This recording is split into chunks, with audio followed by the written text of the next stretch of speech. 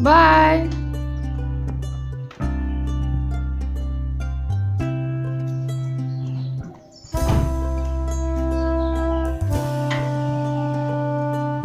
Hello friends, welcome back to my YouTube channel Poonam's world. I hope आप लोग बहुत अच्छे होंगे, मैं भी बहुत अच्छी हूँ। आई होप आप लोगों को मेरे ये ब्लॉग्स पसंद आ रहे होंगे। ब्लॉग अगर पसंद आते हैं, वीडियोस पसंद आती हैं तो प्लीज़ वीडियोस को लाइक और कमेंट कीजिए।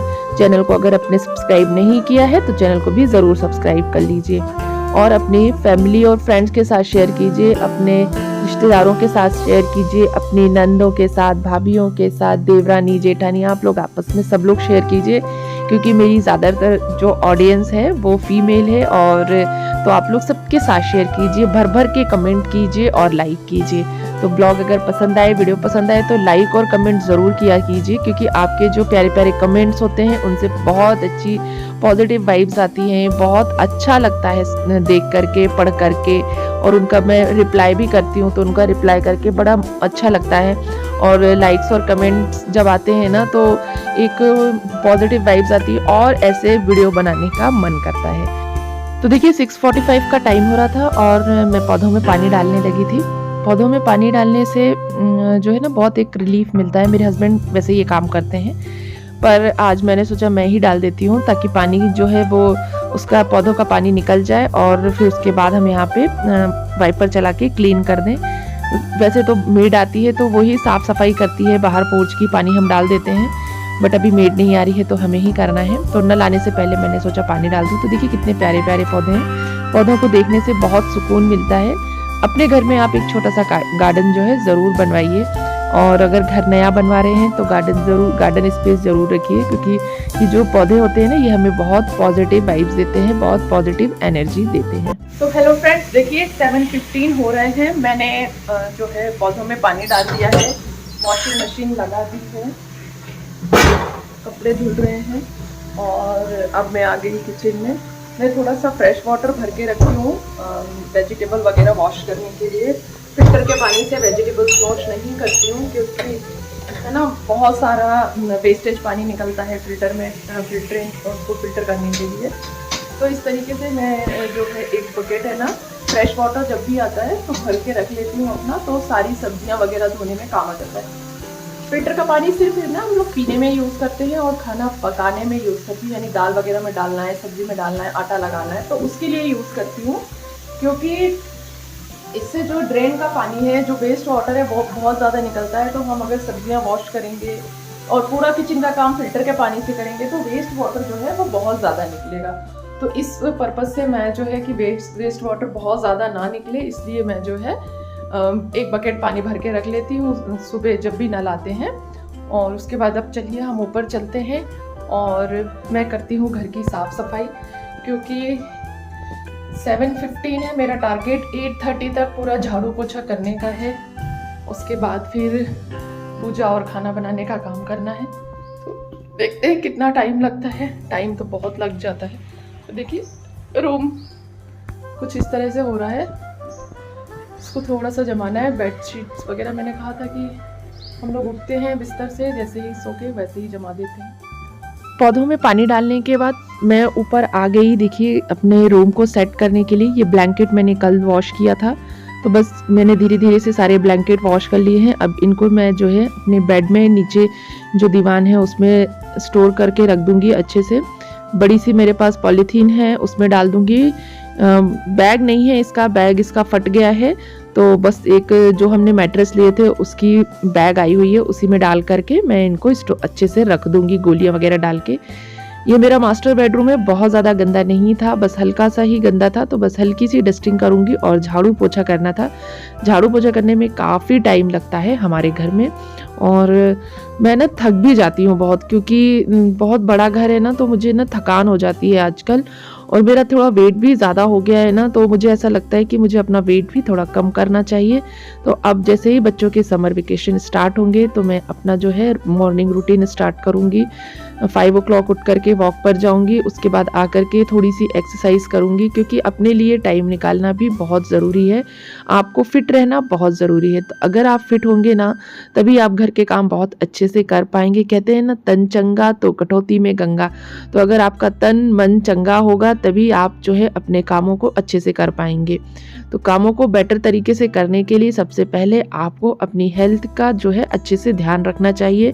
अगर आपकी हेल्थ अच्छी होगी, आपका शरीर आपका साथ देगा, तभी आप जो है अपने कामों को मन लगा कर करेंगे। और मुझे ऐसा लगता है कि कामों में अगर मन नहीं लगता ना, तो काम करने का मन नहीं करता और हमें चिड़चिड़ापन छूटता है इन कामों को करने के लिए। तो अपना चिड़चिड़ापन भी अगर आपको कम करना है तो आपको स्वस्थ होना बहुत ज़रूरी है। अगर आप स्वस्थ होंगे ना, तो आपको चिड़चिड़ापन महसूस नहीं होगा।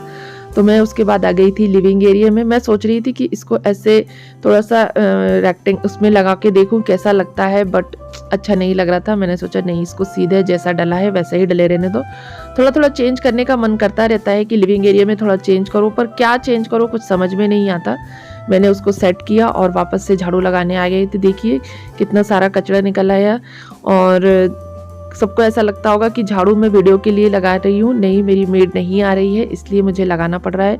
अभी वो ये जो है मंगलवार का ब्लॉग है और अभी वो शनिवार तक नहीं आएगी। शनिवार या रविवार के दिन यानी सैटरडे संडे के दिन आएगी। तब तक झाड़ू पोछा बर्तन और खाने का काम सब कुछ मुझे ही करना है, और उसके साथ साथ वीडियो बनानी है और वीडियो भी एडिट और अपलोड करनी होती है। तो मैं रात में सोने से पहले ही पूरी प्लानिंग कर लेती हूँ कि मुझे मॉर्निंग में कब कौन सा काम करना है, कितने बजे करना है। क्योंकि देखिए मेरी बेटी भी छोटी है, तो उसको भी मुझे सुबह उठाना होता है, तैयार करना होता है, रेडी करना होता है, स्कूल भेजने से पहले लंच भी प्रिपेयर करना होता है। इसलिए मैं जब स्कूल होते हैं तब मैं मॉर्निंग वॉक नहीं कर पाती हूँ, बट जब इनके समर वेकेशंस होते हैं, विंटर हॉलीडेज होते हैं, तब मैं वॉक ज़रूर करती हूँ और इवनिंग वॉक में करने की कोशिश करती हूँ जब बच्चों के स्कूल होते हैं। तो अभी मैं इवनिंग वॉक नहीं कर पा रही हूँ क्योंकि बच्चों की मैंने इंग्लिश की कोचिंग लगाई है इनकी मैम के यहाँ, जहाँ मुझे छोड़ने जाना होता है बच्चों को। 7 to 8 का टाइमिंग है, तो वही टाइमिंग मेरा वॉक का रहता था, इसलिए मैंने अभी इवनिंग वॉक जो है वो छोड़ दी है। अब जैसे ही बच्चों के वेकेशन स्टार्ट होंगे 1 तारीख से, वैसे ही मैं मॉर्निंग वॉक स्टार्ट करूँगी, एक्सरसाइज स्टार्ट करूँगी, ताकि अपनी हेल्थ पर भी थोड़ा सा ध्यान दे पाऊँ। क्योंकि अगर मैं स्वस्थ होंगी तभी मैं अपने घर को स्वस्थ रख पाऊँगी। तो वो स्टार्ट करूँगी। और मुझे ऐसा लगता है कि हम पेरेंट्स को अपने बच्चों के लिए ज़्यादा से ज़्यादा टाइम निकालना चाहिए। उनके लिए कुछ ना कुछ एक्स्ट्रा करिकुलम एक्टिविटीज़ उन्हें करानी चाहिए समर्स में। तो इस बार मैंने जो है उन्हें इंग्लिश की क्लासेस में डाला है, जहाँ पर उनकी वोकेबलरी, इंग्लिश रीडिंग, राइटिंग और स्पीकिंग पर काम किया जाएगा और वो ये चीज़ें सीख पाएंगे। तो मुझे ऐसा लगता है कि अगर पेरेंट्स अपने बच्चों के ऊपर काम करते हैं, उनके अपने बच्चों को 100% उनके लिए टाइम निकालते हैं, उनके ऊपर मेहनत करते हैं, तो बच्चे भी अपना 100% देने की कोशिश करते हैं। और जब पेरेंट्स और बच्चे दोनों अपना 100% देते हैं, तभी बच्चे जो है लाइफ में कुछ कर पाते हैं और सक्सेसफुल हो पाते हैं। क्योंकि ये बच्चों का गोल्डन टाइम है। इस टाइम पे अगर हम बच्चों पर पूरा फोकस करते हैं अपने, और उनके लिए हम टाइम निकालते हैं, मेहनत करते हैं और बच्चे भी मेहनत करते हैं, तो वो जो है अपने स्टडीज़ में अच्छा कर पाते हैं। और अगर वो अपनी पढ़ाई में अच्छा कर पाएंगे तो ही अपना गोल अचीव कर पाएंगे। तो हम दोनों हस्बैंड वाइफ अपने बच्चों पर बहुत फोकस करते हैं। इवन सारे टीचर्स वगैरह भी कहते हैं कि आप लोग जो है इतना ध्यान देते हैं, हमने ऐसे पेरेंट्स देखे नहीं हैं जो इतना अपने बच्चों पर ध्यान दें। अभी ये टाइम है जब हम बच्चों पर थोड़ा सा ध्यान देते हैं, बच्चों को स्टडी के लिए इनकरेज करते हैं, अच्छी पढ़ाई के लिए, अच्छा करने के लिए। उसके बाद जब बच्चे थोड़े से समझदार हो जाते हैं ना, तो वो खुद भी फिर करने लगते हैं। तो देखिए मेरा पोछा हो गया था, मैं हाथ मुंह धोकर फिर नीचे आ गई और मैंने स्टार्ट कर दिया किचन का काम। ये देखिए मेरे हस्बैंड सब्जियां लेकर आ गए थे, वो बच्चों को स्कूल ड्रॉप करने गए थे, वहाँ से डायरेक्ट मंडी चले गए थे और वहाँ से ये सब्जियां ले आए। और देखिए कितनी सारी सब्जियां लेकर आए हैं। अभी तक टाइम हो गया था अप्रॉक्स 8:45, क्योंकि उनको भी टाइम लग गया था मंडी से आने में। और अभी तक हम दोनों हस्बैंड वाइफ ने चाय तक नहीं पी थी। सुबह 5 बजे के उठे हैं और हमने अभी तक चाय नहीं पी, आप सोच सकते हैं। तो बस मैं झाड़ू पोछा करके आ गई। मैंने सोचा अब मैं चाय चढ़ा देती हूँ फटाफट, क्योंकि मेरी आदत है मैं अपने हस्बैंड के साथ ही चाय पीती हूँ, यानी हम दोनों साथ में ही चाय पीते हैं। तो जब ये बच्चों को ड्रॉप करने चले जाते हैं तब मैं जो है अपने घर के काम निपटाती हूँ और जब ये आ जाते हैं तभी मैं चाय बनाती हूँ। तो बस मैंने चाय चढ़ा दी और साथ ही साथ में जो है सब्जियां वगैरह काट लूँगी। और आज मैं बनाने वाली थी सांभर वड़ा, हरी चटनी और नारियल की चटनी। तो बहुत सारा काम था किचन में। मैंने रात में ही प्लान कर लिया था कि कैसे क्या करना है। जैसे ही सब्जियां आई मैंने देखा, मैंने कहा चलो मैं फटाफट से सारे काम करती हूँ। तो मैंने चाय चढ़ाई और उसके साथ ही मैं लग गई अपने किचन के काम में। मुझे पूजा नहीं करनी थी और मेरे हस्बैंड को आज पूजा करनी थी क्योंकि आज हनुमान जयंती थी। तो मैंने इनसे कहा था कि आप पूजा कर लीजिएगा, तब तक मैं घर के सारे काम निपटा लूँगी। तो बस मैंने उन्हें चाय दी। चाय पीने के बाद उन्होंने नहाया और वो पूजा करने लगे। तो मुझसे मेरे जो एक सब्सक्राइबर हैं उन्होंने कहा था कि दी आप जो है ना सब्जियों को पॉलीथीन में मत रखा कीजिए, सब्जियों के लिए बैग आते हैं उनमें रखा कीजिए। तो बिल्कुल सही कहा आपने। ये देखिए मैंने बैग परचेस करके रखे हैं, बट जब सब्जियां इतनी ज़्यादा क्वांटिटी में आएंगी तो आप कैसे उन्हें इन बैग्स में रखेंगे। इन बैग्स की देखिए कैपेसिटी जो है ना बहुत कम है और मेरे यहाँ सब्जियां जो है काफ़ी सारी क्वांटिटी में आती हैं। मेरे पास डब्बे भी हैं जो फ्रिज में रखे जाते हैं जिनमें सब्जियां स्टोर करते हैं, और ये पॉलीथीन बैग्स भी हैं जो वेजिटेबल बैग्स होते हैं वो भी हैं। पर दोनों ही यूज़लेस हैं मेरे घर की सब्जियों के आगे, क्योंकि मेरे हस्बैंड थोड़ी थोड़ी सी सब्जियां नहीं लाते, वो काफ़ी सारी सब्जियां लेकर आते हैं। तो इतनी सारी सब्जियां होती हैं तो उन बैग्स में नहीं आती हैं, इसलिए मुझे पॉलीथीन बैग यूज़ करना पड़ता है। तो देखिए ये मेरा फ्रिज है और काफ़ी बड़ा फ्रिज है। इसको भी मुझे एक दिन ऑर्गेनाइज़ करना है। काफ़ी टाइम हो गया इसको ऑर्गेनाइज़ किए हुए, और इसका एक जो बीच का स्लैब है ना वो भी टूट गया है, तो वो भी नया मंगवाना है मुझे। बट फ्रिज मेरा बहुत अच्छा है, बहुत सारी कैपेसिटी है इसके अंदर, बहुत सारी सब्जियां, बहुत सारी चीज़ें स्टोर हो जाती है। और फ्रीजर साइड तो मेरा पूरा जो है वो फुल रहता है मसालों और ड्राई फ्रूट्स वगैरह से। कभी मैं आपको पूरा फ्रिज का अपने टूर कराऊंगी तो आपको बताऊंगी कि मैं किस तरीके से फ्रिज को ऑर्गेनाइज करके रखती हूँ और नीट एंड क्लीन रखती हूँ। तो आपके साथ आज मैं शेयर करूंगी सांभर वड़ा की रेसिपी और साथ ही साथ चटनी की भी रेसिपी। पूरी रेसिपी तो मैंने शूट नहीं की है, थोड़ी थोड़ी सी रेसिपी शूट की है। बहुत टेस्टी सांभर वड़े बने थे और साथ ही बहुत टेस्टी जो है चटनी बनी थी। तो अब आप उसकी रेसिपी देखिएगा, उसकी रेसिपी भी मैंने शेयर की है।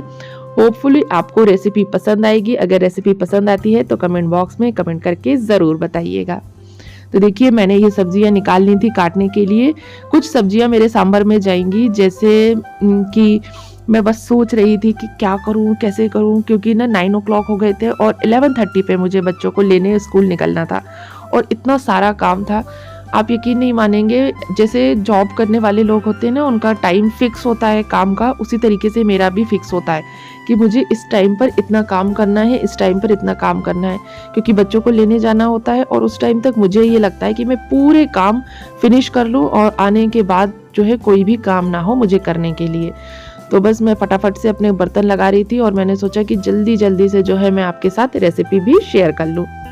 तो सांभर में डाली थी मैंने कुछ सब्जियां, जैसे लौकी, और मैंने एक गाजर डाली थी, आधी सी लौकी डाली थी, 2-3 ड्रम स्टिक डाली थी, 3-4 मैंने जो है बरबटी डाली थी, जो बीन्स टाइप की होती है हमारी इंडियन बीन्स, वो डाल दी थी।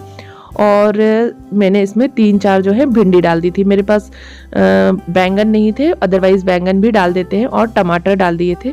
खट्टी करने के लिए सांभर को मैंने इसमें जो है केरी भी काट के डाल दी थी। तो मैंने एक केरी काटी थी, उसमें से आधी डाली थी। जैसी आपकी केरी खट्टी हो वैसे उसमें डाल दीजिए।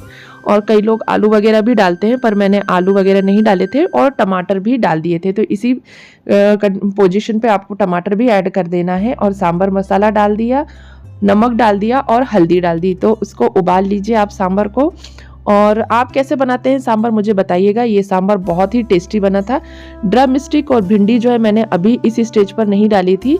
दाल के पकने के बाद जब मैंने सांभर को बंद कर दिया, उसके बाद ठंडा होने के बाद जैसे उसका प्रेशर रिलीज हुआ, उसके बाद मैंने सांभर में ड्रम स्टिक और भिंडी डाल करके एक सीटी लगा दी थी। तो उतने में काफ़ी अच्छे जो है ये पक गए थे। तो अब मैंने जो है धनिया पत्ती निकाल ली, क्योंकि अब मुझे चटनी भी बनानी थी। तो धनिया पत्ती, पुदीना, ये सब निकाल करके मैंने केरी की एक चटनी बनाई थी, हरी चटनी, और एक बनाई थी मैंने नारियल की चटनी। तो केरी की चटनी में मैंने केरी को काट लिया और धनिया और पुदीना मिक्स करके उसको पीस लिया। साथ ही लहसुन डाल दिए थे, हरी मिर्च डाल दी थी, और इसमें मैंने कच्चा जीरा डाला था, आप चाहें तो भुना जीरा ऐड कर सकते हैं, काला नमक, सफ़ेद नमक और 2 से 3 चम्मच शक्कर। तो जितनी खट्टी हो आपकी केरी उस हिसाब से आपको शक्कर ज़रूर ऐड करना है। अगर आप शक्कर ऐड नहीं करेंगे तो ये चटनी बहुत खट्टी हो जाती है और खाने के लायक नहीं रहती है। तो मैंने देखिए बस चटनी पीस ली थी, काफ़ी टेस्टी चटनी बनी थी, बना के ज़रूर देखिएगा और इस चटनी को आप 2 से 3 दिन तक स्टोर करके रख सकते हैं। तो देखिए ये हरी चटनी मेरी तैयार हो गई थी और उसके बाद बनाई थी मैंने नारियल की चटनी। तो मैंने इसमें नारियल डाल दिया और थोड़ी सी मूंगफली मैंने सेक ली थी, ऐसे ही ड्राई रोस्ट कर ली थी, उनको डाल दिया और इसमें मैंने धनिया नहीं डाला था ज़्यादा, थोड़ा सा धनिया डाला था, हरी मिर्चें डाली थी और जीरा डाला था, नमक डाला था, काला नमक, सफ़ेद नमक, जो भी नमक है वो, थोड़ी सी इसमें शुगर डाली थी। शुगर टोटली एक्सेप्शनल होती है, आप चाहें तो डालें, अगर आपको नहीं खाना है तो ना डालें। और मैंने रोस्ट कर ली थी चना दाल और उड़द दाल, साथ ही जीरा। तो ये चीज़ें, तीनों चीज़ें मैंने इसमें डाल दी। आप चाहें तो इसमें खड़ा धनिया भी रोस्ट करके डाल सकते हैं, वो भी काफ़ी अच्छा लगता है। और आप चाहें तो मीठी नीम की पत्ती इसी टाइम पर पीस करके भी डाल सकते हैं, वो भी बहुत अच्छी लगती है। तो मुझे बहुत ज़्यादा जल्दी हो रही थी, मेरे किचन में जो था बस मैंने वही चीज़ें ऐड करी और ये चटनी भी बहुत टेस्टी बनी थी। इसमें मैंने खट्टेपन के लिए दही ऐड नहीं किया था, क्योंकि दही और नारियल की चटनी होने से गर्मियों में ख़राब होने का डर रहता है। तो मैंने इसमें खट्टे के लिए थोड़ी सी जो है केरी डाल दी थी, 3-4 जो है पीसेस केरी के डाल दिए थे। तो ये बढ़िया खट्टी भी हो गई थी और टेस्टी चटनी बनी थी। इस चटनी की रेसिपी को आप ट्राई ज़रूर कीजिएगा और अगर आपको डिटेल रेसिपी चाहिए हो तो मुझे कमेंट बॉक्स में कमेंट करके बताइएगा। ये चटनी आपकी 2 से 3 दिन तक ख़राब नहीं होती है और अगर आप दही डालकर बनाते हैं तो वो चटनी जो है आपकी बहुत जल्दी ख़राब हो जाती है। तो देखिए मेरी दोनों चटनियाँ रेडी हो गई थी, सांभर भी रेडी हो गया था। अब मुझे करना था किचन क्लीन और किचन क्लीन करके मुझे जाना था बच्चों को लेने के लिए। तो मैंने ये उड़द दाल देखिए निकाल ली और इसको अब मैं जो पीस कर रख लूँगी, बड़े जो है मैं आकर के फ्राई कर लूँगी, बच्चों को गरम गरम बड़े फ्राई करके दे दूँगी। तो इस तरीके से आज का दिन मेरा जो है बहुत ही हैक्टिक वाला था। आप लोगों का दिन कैसा रहा कमेंट बॉक्स में कमेंट करके ज़रूर बताइएगा। ब्लॉग आपको कैसा लगा ये भी ज़रूर बताइएगा। ब्लॉग अगर आपको पसंद आया हो तो प्लीज़ वीडियो को लाइक और कमेंट कीजिएगा, साथ ही चैनल को भी ज़रूर सब्सक्राइब कर लीजिए। तो अब हम मिलते हैं अगले वीडियो में, तब तक के लिए बाय बाय।